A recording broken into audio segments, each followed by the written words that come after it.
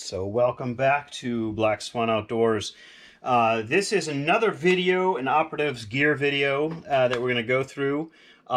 Today we're going to talk about Clint Emerson's operation bag. Clint Emerson, amongst a few titles, Escaping the Wolf, The 100 Deadly Skills. I think there's like 3 iterations of that that are out there. He's done a lot of interesting stuff. He was part of SEAL Team 6, then became a contractor for the NSA. Did a lot of crazy stuff over his years. Wrote 100 Deadly Skills. Originally going to be a template for kind of essentially an off-the-books assassin training manual. Never went anywhere, so he published it himself, dumbed it down a little bit for and got some great illustrations. So at any rate, he put together a couple different kits, actually. This is what he called his operations bag. So I thought we'd kind of go through this a little bit. For those that are interested in 100 Deadly Skills, I was able to last year go through, I think, about 70 or so, 75 of the different skills in the book, and did that on Instagram. So I was able to kind of go through a lot of those skills that he did, and that was a lot of fun. And so if you're interested and you'd like me to share that here on YouTube, I'd be happy to do so. So let's jump into his kit today. You'll see it's very, very simple. It's very stripped down. This is one of, I'm assuming, multiple kits. He's had other kits that he describes in the book.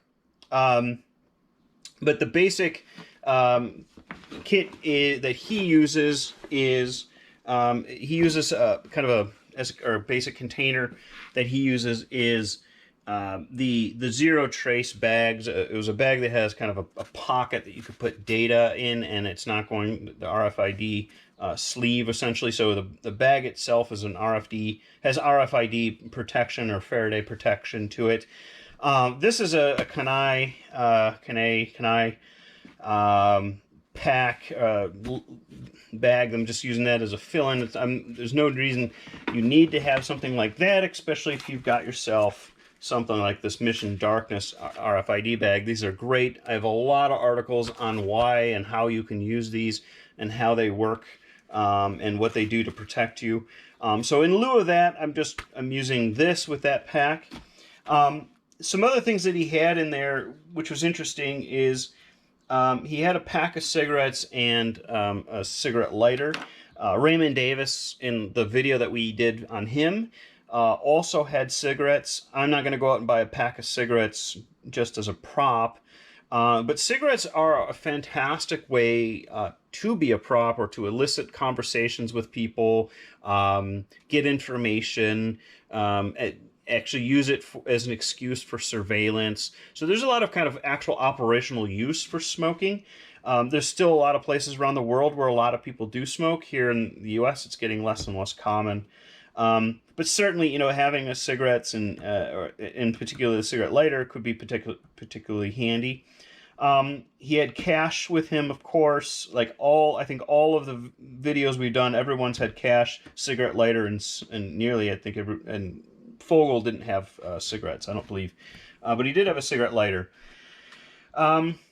So cash is great. Then Clint also had in his list was a maps. So certainly that's, if you're not using your smartphone, which you shouldn't be, you gotta rely on something to get around. And if you're not using a GPS with preloaded maps, and that kind of looks weird anyway, having paper maps is great.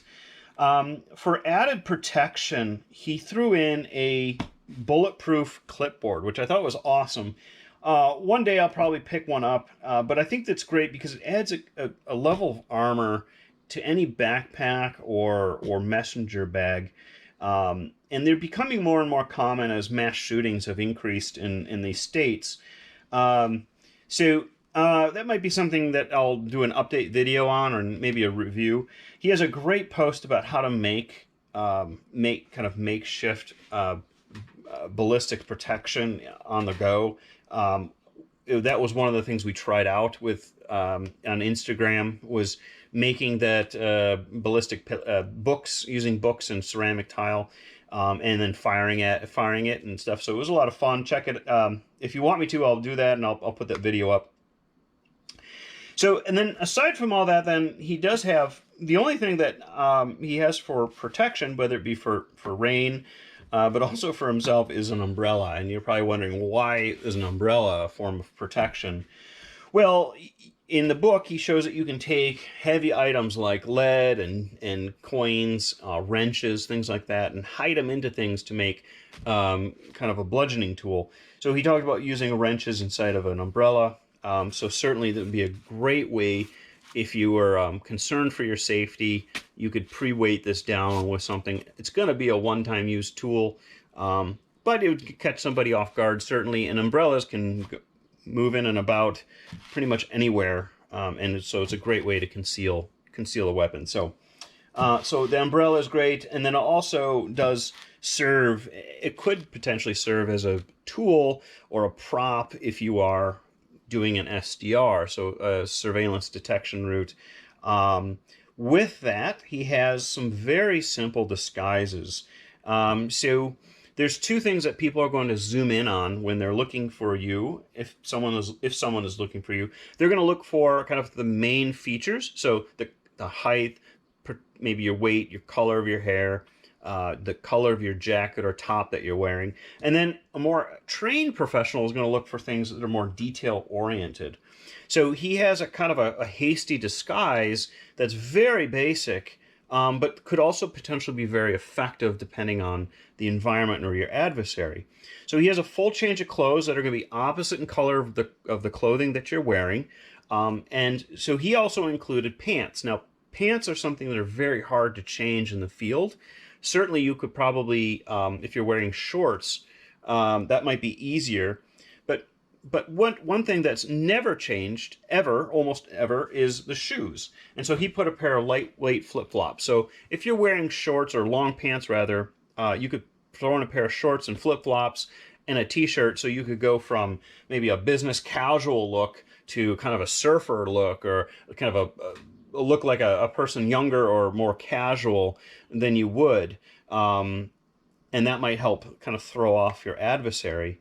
And other things like a pair of sunglasses, aside from just being useful to have out, is a great way to kind of change that look as well. So you could throw on, the shorts, sunglasses, flip-flops, and make it look like you're kind of a surfer guy. Now, you have this big black bag, so that's kind of a problem, right? Because you're going to look a little out of place with that. So he had a separate foldable bag. The thing that I use, that I like, is one of these travel bags that you have. They're travel shopping bags. They're super lightweight. They're actually very, very strong, and they pack up to absolutely nothing. And this is big enough that I could put this entire bag into. And then I could carry it like a shopping bag. So if at quick notice, no one would ever assume, why would I carrying a bag with a bag? I'm carrying, something I just purchased in a reusable bag. So now I've got myself, I've kind of created another look, which is kind of departs from what I was looking like before. So it's not only color, but it's overall style, maybe if I can mask my age. And then you want to look at those gross kind of things that stand out, those big things that stand out, like color, and then the details like the shoes and a watch. So oftentimes people, again, they don't change their watch because they have one watch with them. So if you can change those small details, if you have a really well-trained adversary who knows how to trail people surveillance-wise, you can throw people off with those details. And then the last is just a simple razor blade. In case you did get detained and you needed some counter-custody tools, a small razor blade, this could even be, in a pinch, could be used in defensive purposes as well. But he hides this in the shoulder strap of his bag.